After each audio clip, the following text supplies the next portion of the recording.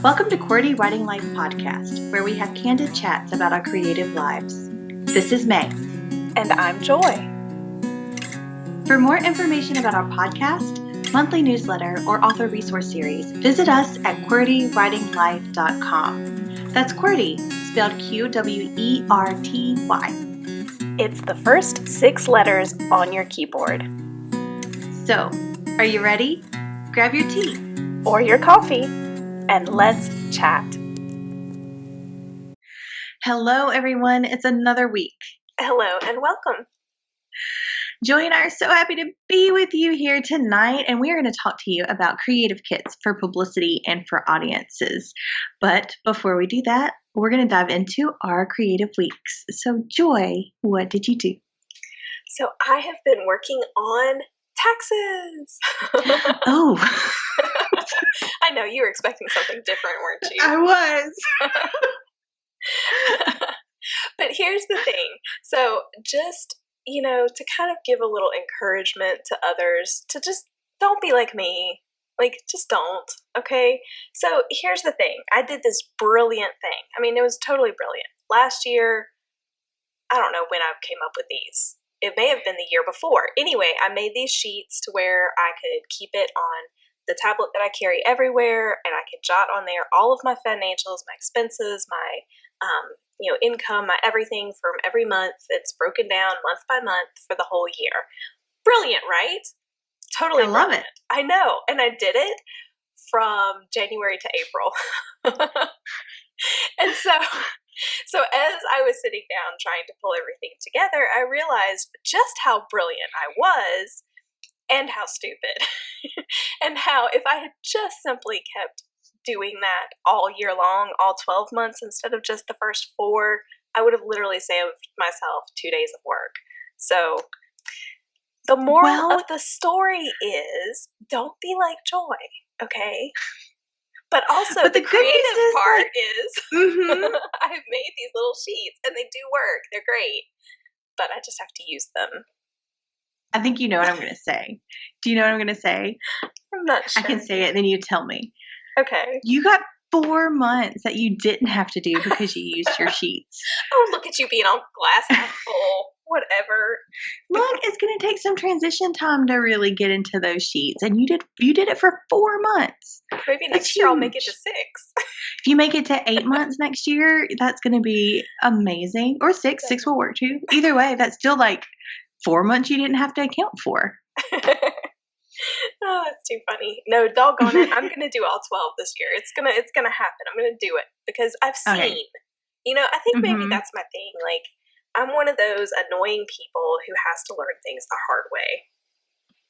Yes, but you're also one of those annoying people that when you set your mind to something, you accomplish it, which is amazing trash. So for people like me who don't do that as well as you do. So I think you're going to do great, and you're going to have all 12 months, and we will reconvene next April. Yes. Hey, but it is February. Now, I will say that is a good thing because I'm typically knocking on the door of the 15th. So in the United States, tax day is April 15th. So if you see a bunch of people looking really frazzled on April 14th in the United States, now you know why. Yeah. Yeah.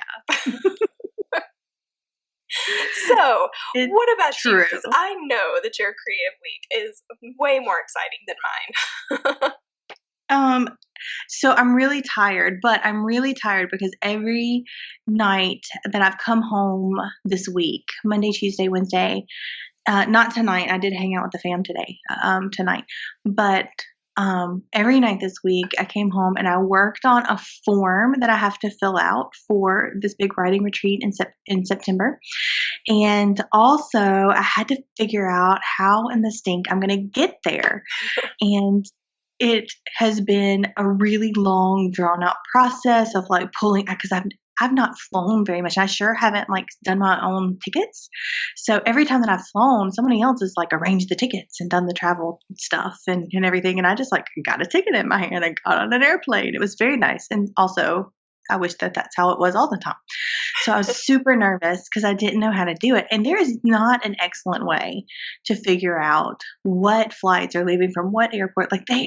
Okay, so in my dream world, if you if you had to say get a flight leaving from Gulfport Airport, you could just look up Gulfport, Mississippi Airport.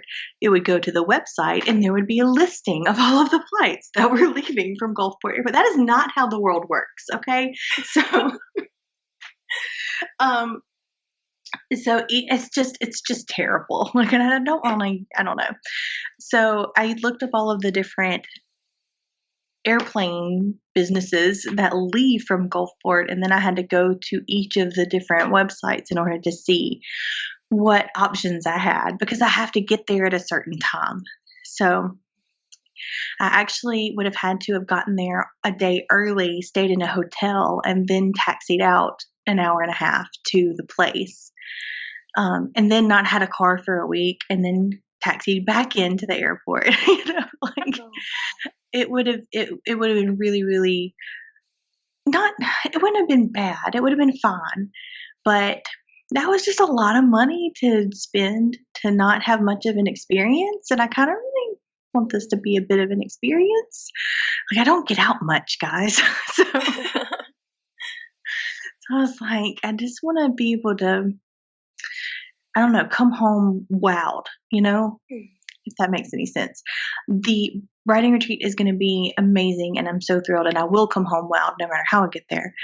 But I would love to have a little bit of icing on the cake. So I decided I did a little kind of plan your trip situation on this kind of hard to use website. So I'm not going to tell you what it is, because I don't recommend it. But it did kind of help me put some pins in a map where I can kind of see where things are and about how it might affect a road trip. So I'm going to try. This might be a very bad decision, but I've already made it. And so it's going to be amazing. I'm excited. I'm going to go do things like see a waterfall and go to the Biltmore and like go to this indie bookstore that I want to go to, and, maybe Arlington Cemetery and some other places that could be really cool. And just being able to look out the window and see something different that I've never seen before. I mean, that could really be a thing. Like, you're not going to be able to meet a strange gas station person in an airplane. So that is true. I don't know. I'm pretty geeked about maybe being able to branch out a little outside of my comfort zone and experiencing something new. So that's so exciting, and you have no idea what kind of story fodder you are going to find along the road.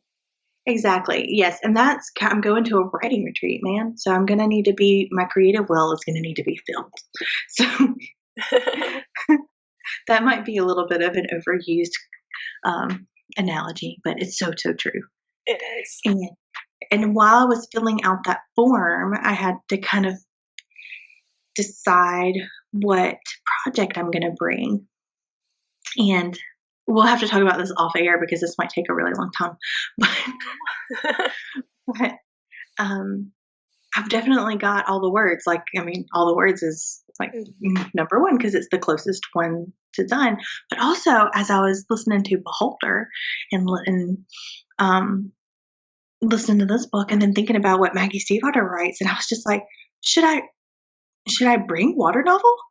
Like, I thought about that. I actually really did wonder about that. Like, that's like in their wheelhouse, man, Yeah. And it's also a story of my heart, and I'm wondering if I should bring water novel. So I don't know. I have some time. But because I had to do that, there was a place on the form where you put a summary of your projects. And so I did a summary for both, and I did a couple of comps for both. So we'll see. But yes, we will have to discuss later and see what you think. I'm so excited. So I even got to work on, there was a lot. So the boys had a birthday party at the skating rink on Saturday. Mhm. And so we stayed at the skating rink. Birthday party was like an hour, but like for 2 extra hours, I sat in a little booth while they skated around because they love it. Like they love skating.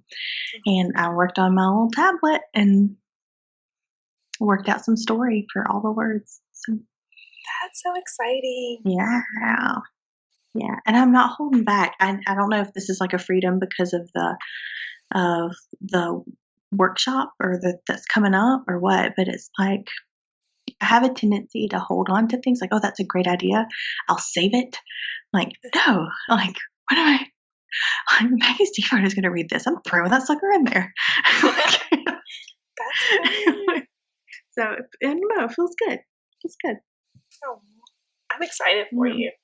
Yay. Feels good to be working on it and have this as something to look forward to because there's some other things that aren't really thrilling right now. So being able to have this to look forward to is great. That's awesome.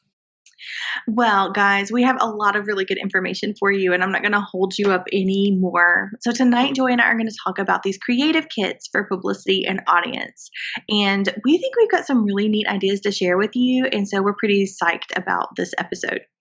And we are continuing an extended look at ways to better our creative businesses. We shared our commitment to and love of fundamental standards with you guys a couple of episodes ago. And then last episode, we did a mini workshop of sorts in finding our business focus. Joy was a coach for me, actually, if you want to go back and see how that worked.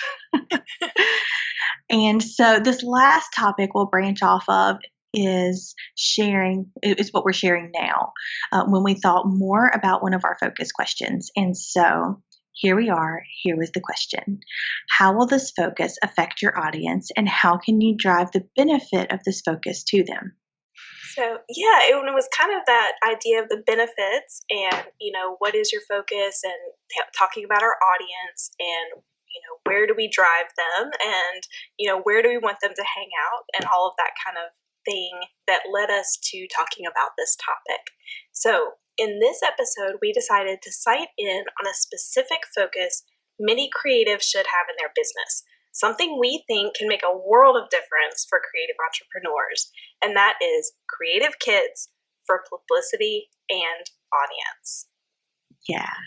And so Joy really stirred the thought of all of this stuff because she's doing this with her own creative business right now. And I'm just a lucky person who gets to tag along on her journey with this because I'm not to this place yet. And so, Joy and I have done a little bit of research onto some other people's sites. And also we get to see what Joy has in her mind whenever she thinks about creative kits and publicity kits. So that's what we'll be chatting about. And it's also good to know why you need them. And then we're going to share some tips for making them the best that they can be, both in quality and in content. And, also how to make them accessible because that's super important. So first, let's lay some groundwork here and explain what these kits are and how they're different. So publicity kits are meant for the influencers in your field. Okay, so for authors, these are bookstores and libraries and sometimes other stores. It also includes book bloggers, reviewers, things like that. Across creative mediums, I feel like this would pretty much go across whatever your medium is. This would also include people who ask you to speak to their organization or school or podcast or something like that. And last, but of course not least, the media. So press kit is probably a term that many people are familiar with, and that was kind of the basis of this, but it's gone beyond just the press. So if you hope to one day make a name for yourself, you're hoping to catch the eye of your local or state or national or international media outlets, this is kind of what we're talking about. So whenever that happens, you want to be prepared with the information they'll need already in place, not to mention all of these other influencers that are out there for you. Yeah. And also, if you are hoping for your art to be consumed by other people, We are also going to talk about audience kits. And now, this might sound less familiar, but probably offers greater flexibility and room for your imagination. So, these are kits that you, as a creator, can put together to reach your target audience with some small samplings or gifts that relate to what you have made and reaches them and their interests. So, like, if they like you a whole bunch, you can put like little interview things where you talk about how you made certain things. It's really a lot of fun for the consumer and your audience to see a little bit of the behind the scenes and see a little bit of you in these kits. So, two examples are book club kits for authors or a paint your own kit for artists. And I love that idea. If there are any artists out there who are listening and you have one, please email us the link because I probably will buy it. Um, but more on that in a little bit. So going back to the publicity kit. So now that we kind of know what these things are, what these two things are, what kind of the differences are, let's talk a little bit more about publicity kits, which, y'all, that's a hard word to say. All right. It really is. I know. So your publicity kits can be further broken down into press and professional or influencer kits. So they'll be very similar, and they're going to include much of the same information, but they might just have a few little differences. Also, for example, I have on my website separate buttons. So at the very top of, like, I have a page that says media kit. So if someone media related goes to my website, they're going to immediately be drawn to that because that's what they're looking for. But when you get to that page, I have 3 separate buttons for press, reviewers. Oh, actually 4 separate buttons, sorry. For press, reviewers, bookstores, and libraries. So that way, mainly I wanted to make it clear where they should click. Like, a librarian, if they see press kit, they may not be very interested, or they may not think it's for them. And a news reporter is probably going to be turned off by something that says reviewer on it or something like that.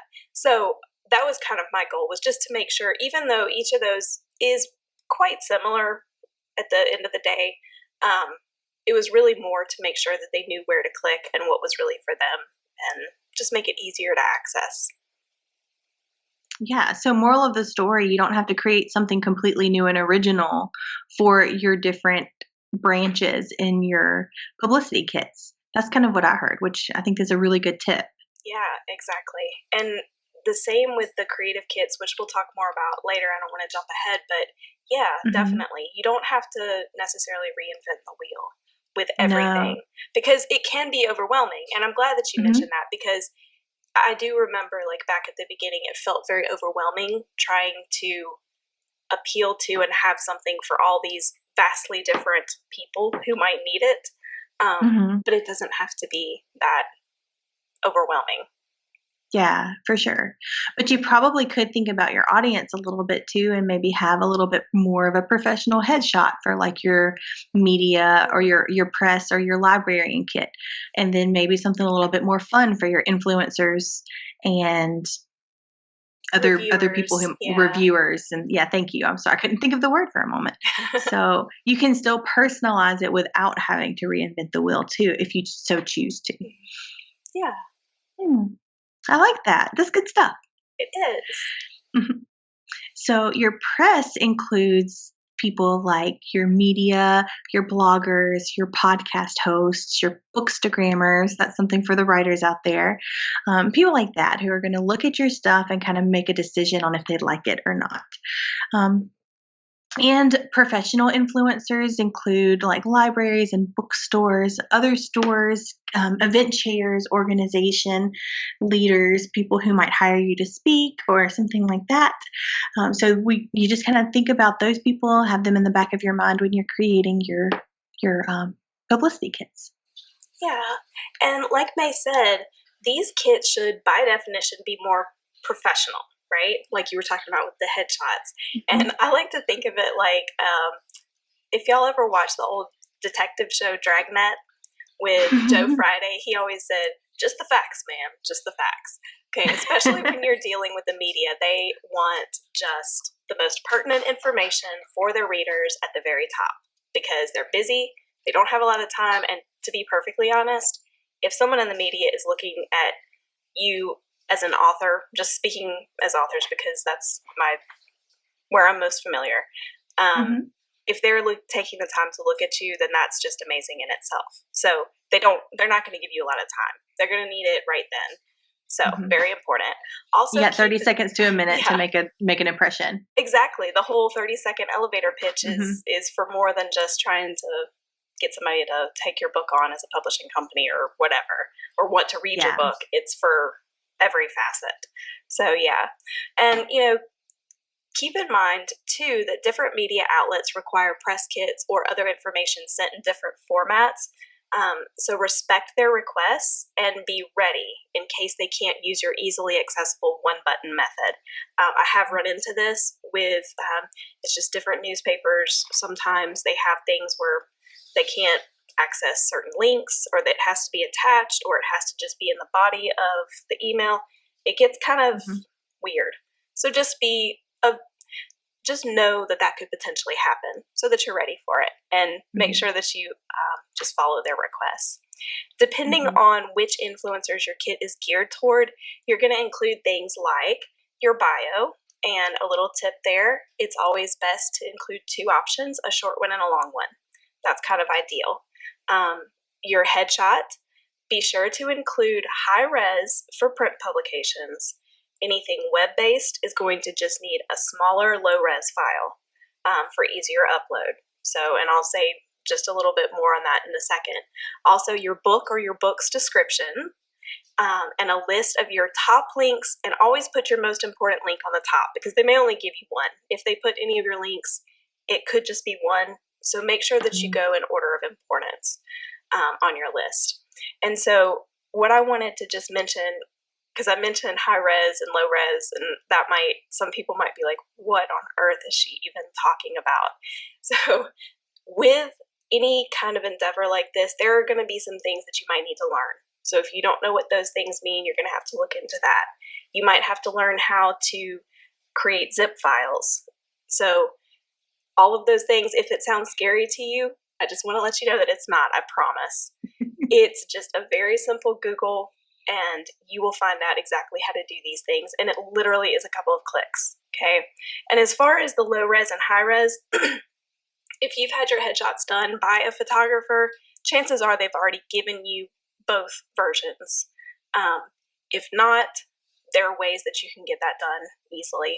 So either online or going to a photo place, or if you have a friend who happens to have Photoshop or something like that. You may not even have to have something as specific as a program like Photoshop. You can probably do it other ways as well. That was all really good information, especially for people who might not be super tech savvy as well. And things are intimidating. I'm intimidated by technology, but most of the time I can do the Google, and I can feel a little bit more comfortable after I've run through it at least one time. So I think that technology has also gotten a lot more user friendly lately too, because a lot of non-techie people are using tech these days. So if you weren't able to do it a few years ago, give it another shot. See what you can find. And you should also have easy access to each piece of these kits so that you can send them out from your phone whenever you're asked to. So you might be in a conversation in the grocery store, and it might just be somebody who is an influencer in some way, and you get into a conversation, come to find out you're an artist. Hey, they interview artists. You would be able to have that in a really quick and easily accessible place, and you would not have to send it to their own phone. You can send it to an email address or something, because a lot of people have smartphones these days. So another example could be that if you were at your library and the head of your local book club asks if you could send her a sheet with information about your book so that she can pass it on to her group at the night's meeting, then you get pumped up and you're like, hey, a book club. All of my dreams are coming true. But you got to be able to give them that sheet in order for it to get accepted for the next month's meeting. Yeah. That's so true. And, something that happened to me was I got asked to speak on an author panel, but the coordinator didn't ask ahead of time for a bio.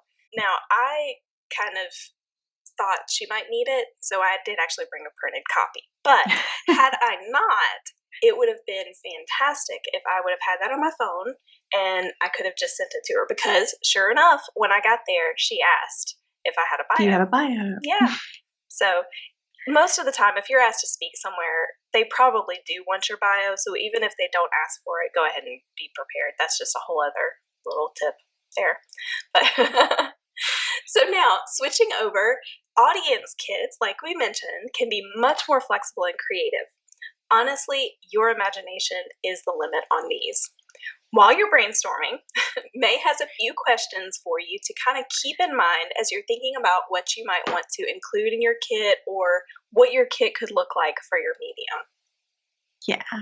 And these were questions that kind of came up when we were looking for audience kit examples, and we truly had a hard time finding some examples for this. There were a few authors that had some for like book clubs or some secret interviews if you're a fan and that sort of thing. But honestly, this might be the next wave. Like, we might be onto something here. So so here's a few questions for you while you're thinking about how to construct your audience kits. The first one is, what can you offer? So do you have sketches of your brainstorming before you actually put paint to canvas? Do you have recipes that you tried and then marked out different things and changed different things until you got it exactly how you wanted it? Do you have deleted scenes or maybe some POV choices that you didn't include in your book, but you still have them? And also, your big fans are probably going to want to know what that person thought during this big scene. So another thing that we saw, a few of the authors had author interviews too, and I don't know if they conducted them on themselves or if it was like truly an interview that they were a part of, and it's like a transcript. Either way, I think works, to be honest with you, because there are some burning questions that can be pretty general for creatives and artists whenever people are looking to learn more about what they love. So that was another option for you. Maybe think about how you can twist that in order to fit into your creative medium. The second question would be, what would you like to receive from your favorite creative? And I love this question. I love this question so much because that gives you a chance to fangirl or fanguy and really dig into what you love and who you love as a creative to see, what would I love for so-and-so to give to me because I'm her biggest fan. Yeah, that sort of thing. And it could be that your favorite creative might have done something like this. So you could even go and then see, and then you get a little gift for yourself, and then you get more ideas for something that you can do. Yes, absolutely. And don't poo-poo on the idea of having things that are digital too, because you might have created a bookmark or something like that that really flows well with your short story or your novella or your novel. And you can put that into a PDF and allow your audience to print that off and laminate it and look at this bookmark that you made for them.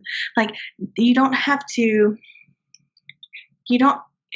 just got to open up your mind a little bit more to things that could be accessible and cool at the same time. So look into digital postcards, look into digital bookmarks, things that could really set your fandom apart by giving them something unique and special and made from you. A third question would be, how can you make it available? So we're going to go into much more detail on this in just a minute, but I still want you to keep the question in mind. So, and as you keep the question in mind, think about these 2 points too. First of all, you want it to be easy to get to. Second of all, you want it to be beneficial to the audience and to you as well, because you're probably geeking about your characters too, as much as the people who read your stories, which is fun. Okay, so I know we've already mentioned two medium-specific examples, like the book club kits and the paint your own kits, but you could do this with any medium. So we looked for authors who had examples of book club kits on their websites. And here are a few that we found to get your creative juices flowing. First of all is one of my favorite authors. It's Amy Harmon, and she has a book club kit. And the link will be in the show notes. But if you wanted to try to get there without having to get to the show notes, it would be author Amy Harmon, HARMON.com/book club kits .html. So that's one way you can get there. There you go. Yeah. So another one is Lisa C. Book Club Kits, and this is one of Joy's favorite authors. And so she is Lisa C. SEE.com/about Lisa with an S CSEE /book clubs /. You did that so well. I'm so pleased that you enjoyed it. You know, and like May said, I really expected us to find a lot more examples, and I don't know. I really thought more people did things like this, especially in the author world, like, you know, book club kits and stuff like that. But these are really two fantastic examples. So definitely check them out. And even if you're not an author, this can just kind of get your mind thinking about what you can do digitally. Because I think, like May was saying, you know, sometimes it's hard for us to think about something to give someone in a digital way. So just go check them out and, you know, get those creative juices flowing. So now we've kind of come to what I think is like the $1 million question. Where should people have access to your kits? So, and I'm going to go on a tiny soapbox thing for just a minute, but y'all bear with me, and I hope that it's going to be helpful for y'all, because I'm going to give you some specific examples from my own author world. So, while we have many options in our technological world, we recommend one place above all to house your kits: your central hub, a website that you own. Very important, a website that you own. I shared briefly about this in our last episode on finding your creative business focus.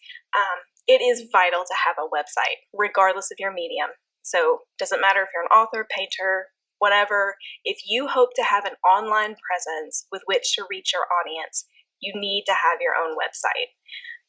Yes, websites can go into the tens of thousands of dollars. I'm not going to lie to you, but they don't have to. Okay, that is one option, but they don't have to. You can get your own website with a domain, so that's the little web address, right? It's kind of like the street address, but your street address on the web. That's a good way to think about it. And you can own that domain as well for just as little as a few dollars a year, literally, for the domain. I have 3 websites, and so this is where I was going to get a little bit more specific and actually give y'all amounts, because sometimes I think it's nice to know an actual amount from a real person who's doing this. So I have 3 websites that I own the domain names and the hosting and all of that, and I pay for all of that. So it's Author, Press, and our QWERTY website. So there are 3 different companies, hosting companies, 2 different companies with the domains. So I kind of have some more understanding of different companies that you could use. So honestly, if you guys are looking into this and you're just a little confused with all the options, I'm happy to answer any questions. Y'all can email me anytime, because there are pros and cons to each of them. So there we go. The good thing is I'm able to update, change, add, delete, whatever, any of them at any time, which is super important.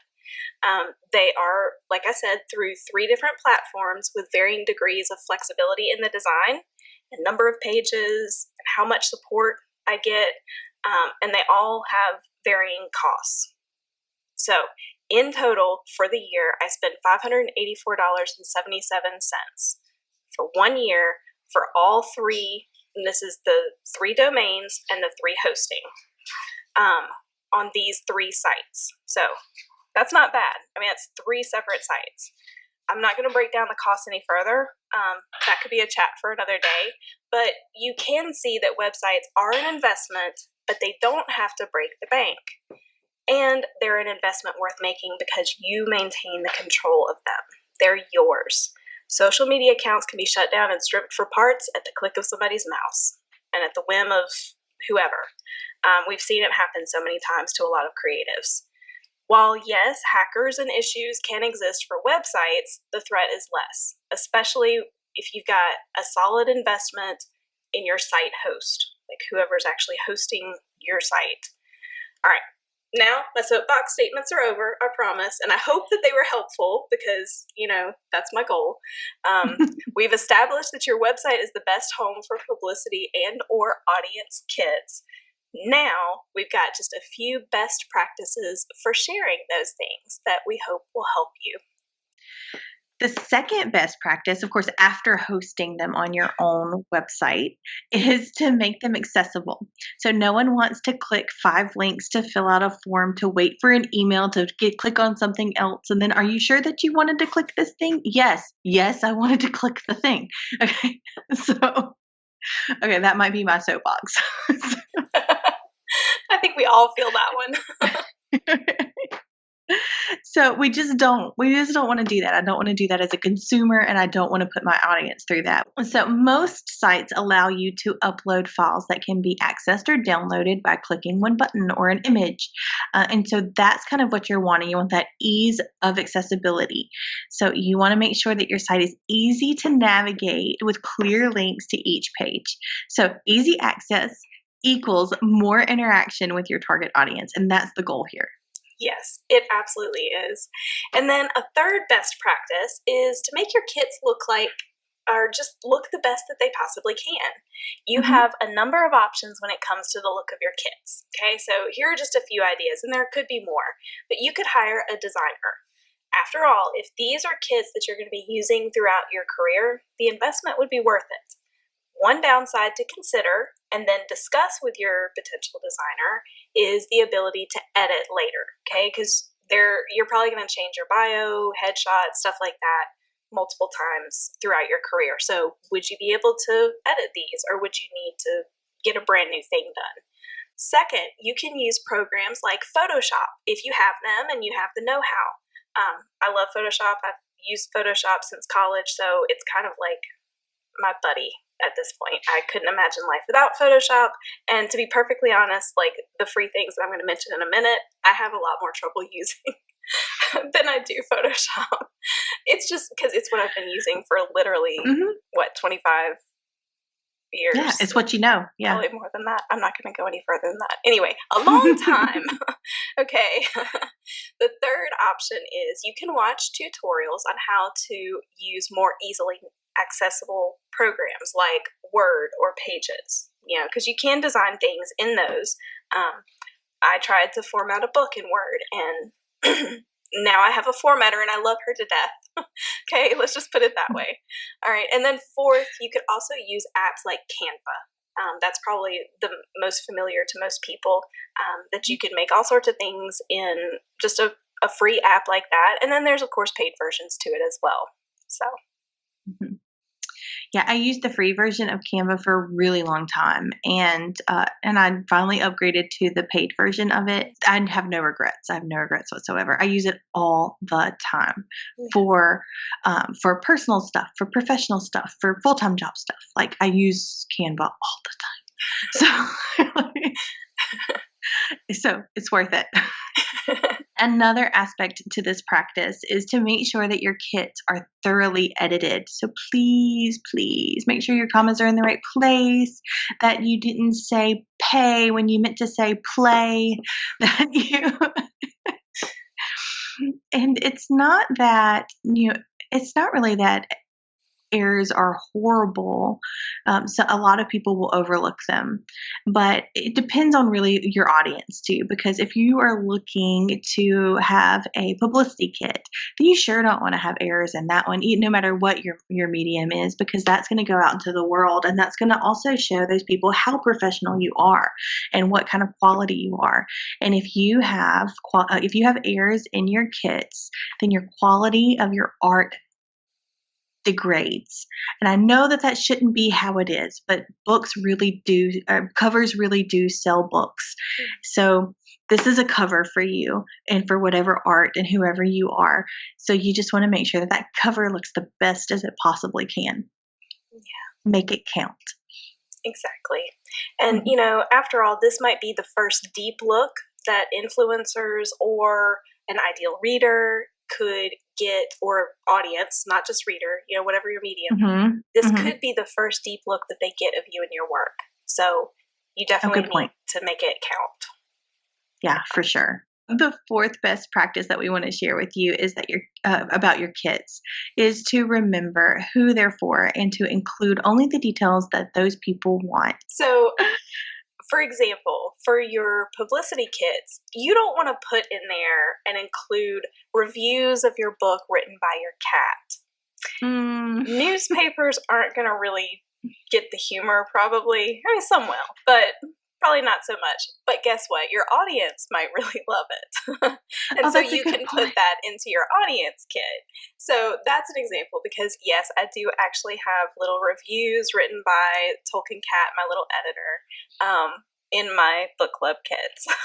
So I was just going to give y'all a few examples of things that I have in my book club kits just to kind of help stir some thoughts. And then we're going to have a QWERTY challenge. Let's do it. A couple of things in addition to my adorable little Tolkien Cat and his reviews, where he gives paws, but he only gives 4 paws because my books so far have not had cats in them. Only dogs. He was a little peeved about that. But anyway, I always include like a letter to book clubs and things like that. Some little Easter eggs or behind the scenes things that people might not pick up on, or when they go back to reread, maybe now they will. They'll be like, oh, I know why she did that now. Things like that. I'd have like social media graphics.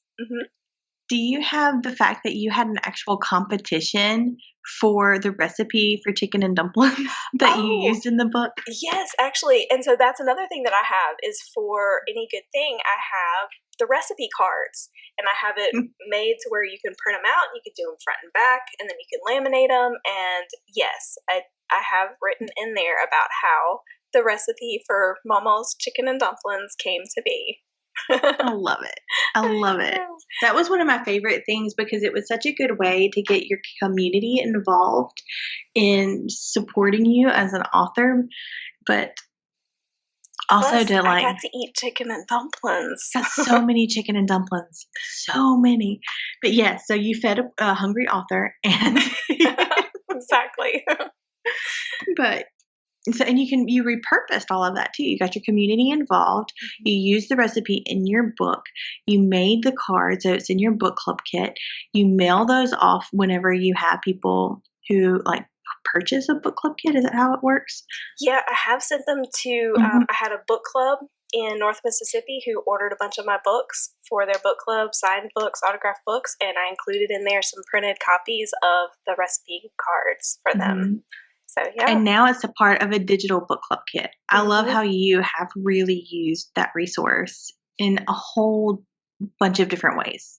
Yeah. And I used it at my very first book signing. I printed some out to bring to that, because my talk there was about Southern fiction and food. Like, you have to have food in Southern fiction. And what's that all about? It's true. So, yeah, it's been a lot of different ways to use it. So that's kind of cool and fun. But I also have like social media graphics that are only in the book club kit for people to use, and bookmarks, which you mentioned before. I have specially made bookmarks that are only in my book club kits, so only my book club kit people get those. I also have playlists, because I always have like Spotify playlists for every book. And so, for example, with my Any Good Thing playlist, in the book club kit, not only is the link to the playlist, but I have it broken down because I have 5 parts to that book. And so you get to see which songs went in which part of the book. So, yeah, there's that. So, those are a few examples. I love that. I just want to say one more thing too. So all of this was about things that have already been made. So all of these products and everything that we were talking about, the kits were made afterwards. But because I'm doing this writing retreat, it really gets me to thinking, like, what kind of things can I record along the way while I'm working on this project that could potentially be interesting to other people. But beyond that, like recording your own personal journey on a particular thing you're working on could be really gratifying to you as well. And if you feel like you could repurpose some of that stuff, then all the better, right? Yes, definitely. And honestly, once I did the book club kit after the fact, now it's something that's in my mind beforehand. So I'm already thinking about what I would include or things that I could do while I'm in the process of writing the book or, whatever to include in future kits. So yes, this is definitely something that, don't worry if you didn't do it before for the first time, but once you do one, it's going to be easier to do it and to think of more different things and, things that are unique to that specific book, and just having the opportunities to do things as you go. Yeah, for sure. I just wanted to kind of bring that up because it might be disappointing for some people who haven't made something yet or who didn't do this, before and didn't really have anything that they want to put into a kit. But never fear, you're going to make more things because creativity is contagious. And so you're going to make more things, and you can always plan to put things into these kits and your next project. So, QWERTY challenge, right? Yes. Okay. So the question is, do you have creative kits already? So if you have a creative kit already and you'd like to send us your link or the link to your website, we would love to take a look at it and see what you're doing with yourself. And we would love to become your fans. And we'll also send you our links if you would like to. If you don't already have a creative kit, maybe start thinking about ways that you can incorporate some of the things that you're doing. Maybe some scrap paper. Pictures of scrap paper is always fun, and like random notes that you've written somewhere. Like, what did this even mean? I don't know. But for some reason, the people who are like me and end up being super fans of certain people, we like to see scrap paper. I don't know why. It's weird. It's probably not healthy, but we do. So anyway, it's perfectly healthy to like scrap paper. I don't know what you're talking about. Scrap paper and stationery. I don't know what it is. But so that's our challenge for you today. Share your creative kit or be thinking about how you can make your own. Yeah. All right. And let us know if you have any questions. We're always open to brainstorming, and we would love to hear what you come up with. Absolutely. So have a great week. And go make something. Bye. Bye.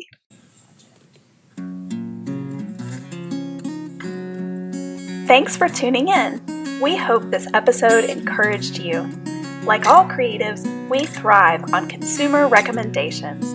So, please consider leaving us a review and sharing our podcast with your creative friends. If you'd like to continue this conversation, visit us on our website at QWERTYWritingLife.com or on Instagram at QWERTYWritingLife.